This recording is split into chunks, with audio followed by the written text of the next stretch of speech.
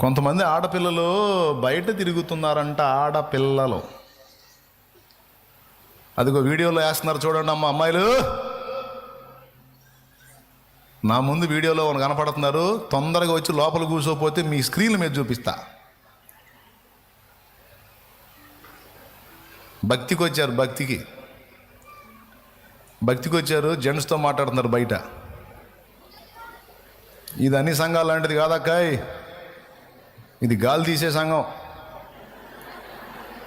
మొహమాటమే లేదు, మర్యాదగా ఆ రోడ్ల అమ్మిడి తిరిగే వాళ్ళు, ఈ తేడాలు ఎవరైతే ఉన్నారో మంచి తేడాలు అందరూ అదిగో ఇక్కడ నా ముందు స్క్రీన్ మీద కనపడుతూ ఉన్నారు. దయచేసి ఎవరైనా అట్లాంటి సరుకు ఉంటే దయచేసి మారు మనసు పొందండి. ఆ పాప జీవితాన్ని మార్చుకొని వచ్చి బతుకులు దిద్దుకోండి. ఇక నువ్వు మళ్ళీ మీ చర్చి దరి కూడా కనపడవు. స్క్రీన్ మీద పడిందంటే నీ ఫోటో. చర్చిలో వాక్యం జరుగుతుంటే రోడ్డు మీద వాడు ఎవడుతోనూ ఈడెవడుతోనూ మాటలేంది, లేకపోతే ఎల్లు ఈ మధ్యలో లేకుండా పోతే దరిద్రం వెళ్ళిపోయింది. ఎందుకు రావాలి? దేవుడు భక్తే, దేవుడు కార్యక్రమం ఏమన్నా, లేకపోతే ఇంకొక వ్యాపారమా? ఏంది ఇది?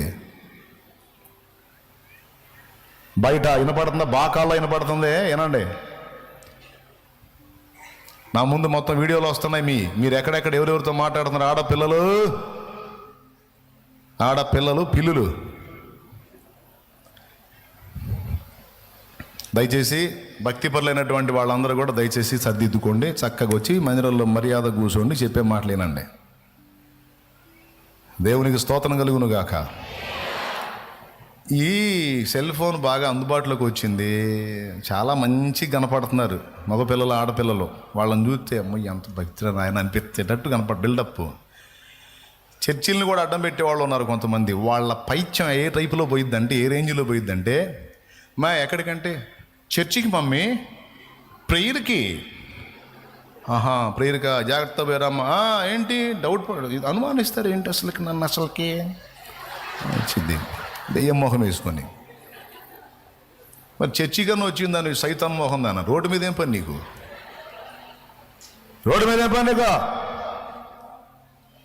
దేవుని మందిరాన్ని అడ్డం పెట్టి దిక్కుమాల కార్యక్రమాలకు వచ్చేయింది. శపించబడతావు, జాగ్రత్త. ఎవరైనా సరే. ఇంతకీ ఏం కనపడుతుంది అక్కడ డౌట్ అవుతుంది కదా మీకు. ఎక్కడెక్కడ జనం రోడ్ల మీద ఎవరెవరు మాట్లాడుతున్నారు వాళ్ళందరినీ ఫోటోలు వీడియోలు తీసుకొచ్చి నా ముందు అక్కడ చూపిస్తున్నారు. అది జరుగుతుంది ఇక్కడ. అది మీకు చూపించట్లా, ఎందుకంటే సత్తారు అన్యాయంగా, అందుకని చూపించట్లా. ఓకే, పోదలుచుకున్నాడు పోవటం ఈ మధ్య లేకుండా. ఉండాలనుకున్నాడు మర్యాదగా దేవుని సన్నిధిలో పద్ధతి కూర్చొని ప్రశాంతంగా దేవుని మాటలు వినటం. ఇప్పుడు అదే చెబుతుంది, ఈ వ్యవహారమే చెబుతుంది. ఎందుకంటే అట్లాంటి ఏర్పాట్లు చేసేయాలి. మొత్తం సీసీ కెమెరాలు తగిలిచ్చాం. ఎక్కడ ఊడి గదిలో వస్తుంది అడికి. ఆఖరికి వెనక రూమ్లో, లైవ్ రూమ్లో కూర్చున్నాడు కూడా కనపడతాడు నాకు. ఏం చేద్ది? ఈ బాధలు పడలేక మొత్తం తగిలిచ్చాం. సంతోషంగా స్తోత్రం చెప్పండి.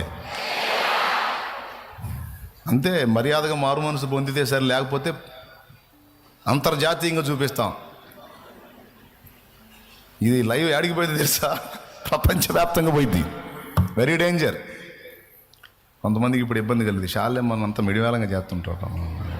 అంతే, మన మిడివేల వారమే కాబట్టి మీరు మర్యాదగా మారు మనసు పొందాలి అంతే. మొత్తం ఇప్పుడు వీడియోలో బుక్ అయిపోయారు. పొరపాటు కదండి. దేవుని సన్నిధికి వచ్చినప్పుడు భయం ఉండొద్దు, దేవుని భయం ఉండొద్దు. సరే, అదే చెబుతున్నా. ఇప్పుడు వాళ్ళ గురించి చెబుతున్నా. చదువైనా ఏదైనా ఇంక తీసారు. నా మైండ్ అడిపోతుంది. ఏందో పుణ్యకార్యాల్లాగా నాకు చూపిస్తున్నావు. చెప్పాను, అయిపోయింది, ఇంక తీసేయి. దేవునికి మహిమ. ఎక్కడో చాగా ఏవో ప్రపంచ ప్రఖ్యాతి గంచిన మేధావుల్లో చాలామంది క్రైస్తవులు మరియు దేవుని అమితంగా ప్రేమించి వారి జీవిత వేకువనే దేవుణ్ణి వెతుక్కున్నోళ్ళు. వారి జీవిత ఆరంభంలోనే దేవుణ్ణి సమీపించిన వాళ్ళు, దేవుణ్ణి కలుసుకున్న వాళ్ళు, దేవుణ్ణి హత్తుకున్న వాళ్ళు, దేవుని పిచ్చిలో బతికిన వాళ్ళు. దేవుడు ఒకడిని ఘనపరచాలంటే, దేవుడు ఒకడిని ఎత్తిపట్టాలంటే ఓహో వాడు బతుకంతా ఫీట్లు చేయాల్సిన అవసరంలా. సరిగ్గా ఒక్క థాట్ ఇచ్చి ఇదిరా పాయింట్ చూడు అన్నాడంటే చాలు, ఇక సంవత్సరాలు పరిగెత్తినోడు పోతాడు. దేవుడు ఒక్క థాట్ అందించాడంటే చాలు, ఒక తలంపు అందించాడంటే చాలు, ఆ తలంపును బట్టి ఎవడైనా ఒక ఆవిష్కరణ జరిగిస్తే ఇక వాడు మేధావే ప్రపంచంలో. ఎంతమందికి అర్థమైంది?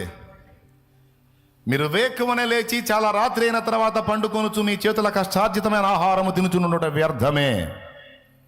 127వ కీర్తన